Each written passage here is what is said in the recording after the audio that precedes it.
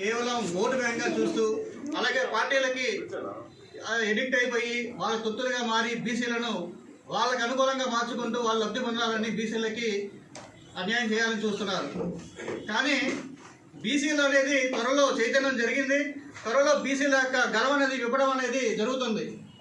ఇప్పుడు ఉన్న జగన్మోహన్ రెడ్డి ప్రభుత్వం కూడా బీసీలకి మేము చాలా చేసామని చెప్పేసి బీసీలకి 56 కార్పొరేషన్లు ఇచ్చామని చెప్పేసి చాలా ప్రగల్భాలు పడుతున్నారు. ఎందుకంటే బీసీల కార్పొరేషన్ ఇవ్వడం మేము స్వాగతిస్తున్నాం. కానీ బీసీల కార్పొరేషన్లు బీసీలు అవుతారు, కానీ ఓసీలు ఎవరు ఇంకొకరు ఎవరు.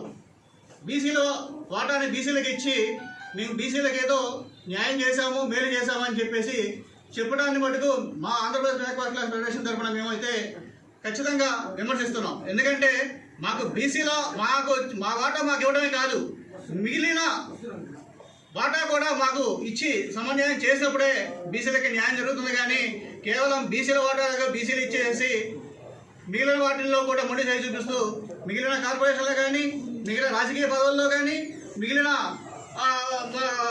ముఖ్యమైన పదవుల్లో కానీ బీసీలని చాలా చిన్నచూపు చూస్తున్నారు.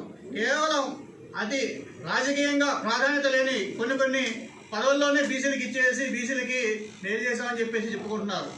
ఈ సందర్భంలో గౌరవ ముఖ్యమంత్రి వర్యుల్ని ఒక సూచన చేయదలుస్తున్నాను. ఈరోజు క్యాబినెట్ జరుగుతుంది.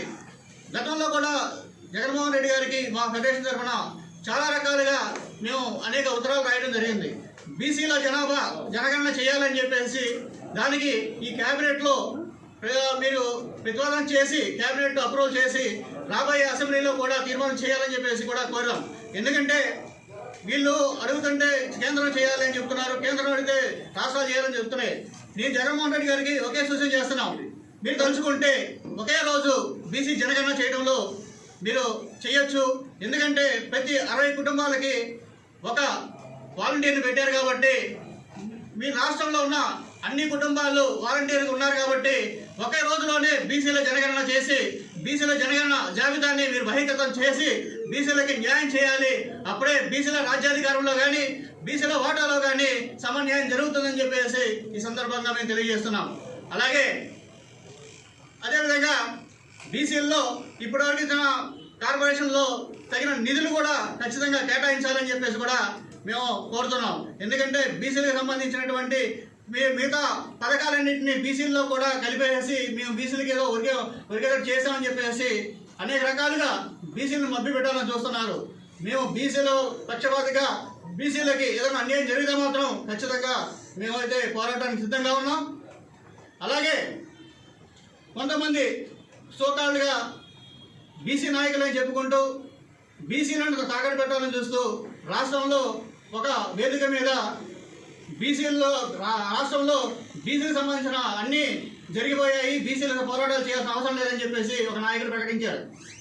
అంటే బీసీలని మీరు తాకట్టు పెట్టి మీ లబ్ధి కోసం బీసీలని వాడుకుంటున్నారా అని చెప్పి ప్రశ్నిస్తాం. మీకు రాజకీయాల మీద పార్టీల మీద మీకు మక్కువ ఉంటే మీరు వెళ్ళి వాళ్ళు భజన చేసుకోండి. అంతేగాని మీ బీసీలందరినీ కలిపి మీరు భజన చేయడం అనేది మేము ఊరుకునే ప్రసక్తి అయితే లేదు. ఎందుకంటే బీసీలకి జనగణన విషయంలో ఉన్న కానీ అట్రాసిటీల్లో కానీ ఇప్పుడు బీసీ ఎస్సీ ఎస్టీ బహుజనుల పైన దాడులు కానీ చాలా విషయాలు ఉన్నాయి. కానీ అవన్నీ ప్రస్తావన చేయకుండా రాష్ట్రంలో బీసీలకి చాలా జరుగుతుంది, ప్రభుత్వం బాగా చేస్తుందని చెప్పేసి అనేక రకాలుగా ప్రభుత్వానికి భజన చేయడం కొంతమంది బీసీ నాయకుల వల్ల జరుగుతుంది.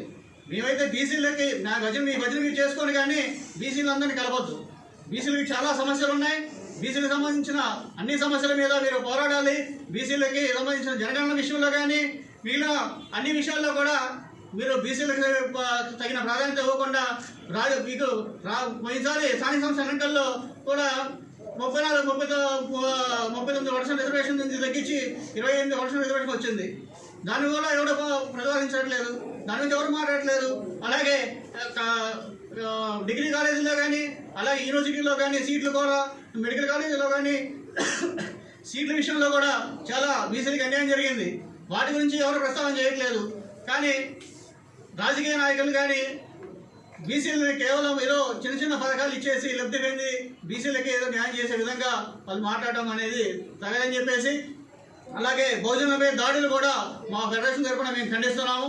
ఖచ్చితంగా భోజనంపై జరిగే దాడుల విషయంలో కానీ అన్నింటిలో కూడా వాళ్ళకి తగిన న్యాయం చేయాలని చెప్పేసి ప్రభుత్వాన్ని డిమాండ్ చేస్తూ ఈ అవకాశం ఇచ్చిన మా జిల్లా నాయకులందరికీ ధన్యవాదాలు తెలియజేస్తూ సెలవు తీసుకుంటాం.